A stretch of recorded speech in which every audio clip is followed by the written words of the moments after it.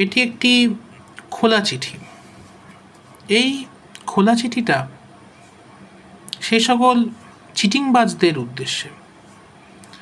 আমি তাদেরকে অনুরোধ করব, দয়া করে আপনারা চিটিংবাজিটা করবেন না।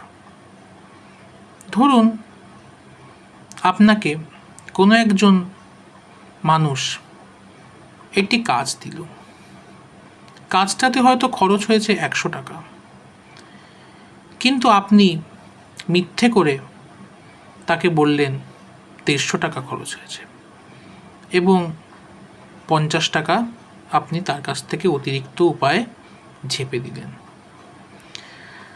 আপনি যে 50 টাকাটা ঝাঁপলেন সেটা হয়তো আপনার ইহজগতে কাজে লাগবে, কিন্তু আপনার যখন মৃত্যু হবে, মৃত্যুর পর সেই টাকাটা কিন্তু আপনার সাথে যাবে না, এবং মৃত্যুর পর আপনার জন্য কিন্তু সাজা উপস্থিত রয়েছে।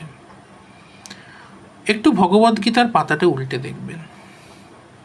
তাহং দৃশ্যত ক্রূরান সংসারেষু নরাধমান ক্ষিপম অজস্র মশুভান আসুরিষু এ ভোজনীষু আসুরিং জনি মাপন্যা মূরা জন্মনি জন্মনি মামুকটা পৈব কৌন্তে ততুর্যান্ত ধমাঙ্গতি। এই দুটো শ্লোকেই কিন্তু ভগবান যাবতীয় শাস্তির বিধান কিন্তু বলে দিয়েছেন। যারা এইরকম চিটিংবাজি করে মানুষের টাকা দখল করে নেয়, মানুষের টাকা চুরি করে, এবং যারা দম্ভ, অহংকার, লোভ, কামনা বাসনার বশবর্তী হয়ে পাপ কাজ করে, তাদের কী রকম শাস্তি হয় তা এই দুটি শ্লোকেই কিন্তু ভগবান তা ভগবদ্গীতায় বলেছেন। তাই বলবো যে আপনারা এরকম চিটিংবাজিটা করেন না, খুবই অপরাধমূলক কাজ করছেন। অসহায় মানুষের টাকা এইভাবে আপনারা আত্মসাৎ করে দিচ্ছেন। এই পাপ থেকে আপনারা বেরিয়ে আসুন। আপনারা হয়তো ধরা পড়বেন না, পুলিশও আপনাদের ধরতে আসবে না, দুর্নীতিগ্রস্ত বিচার ব্যবস্থাও কিন্তু আপনাদের কোনো শাস্তি দেবে না, কিন্তু একজন আপনাকে শাস্তি দেবে।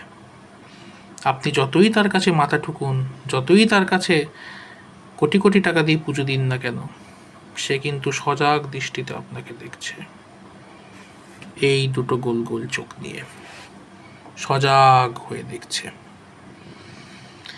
কাজেই একটু পুণ্যি করুন, ভালো কাজ করুন, দেখবেন মৃত্যুর পর ভালো জায়গায় যাবেন।